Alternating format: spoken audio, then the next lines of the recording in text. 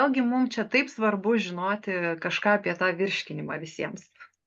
Savo pacientų, ką pastebiu, kad dažnai būna, kad, na, nesusisieja žmonės, kad tam tikri skundai galėtų būti dėl mitybos, galvos skausmas, pilvo pūtimas, nu, dar gal kažkaip aišku, sąnarių skausmai, energijos trūkumas, nuotaikų svyravimai, skausmai įvairiose kūno srityse irgi gali būti nuo mitybos.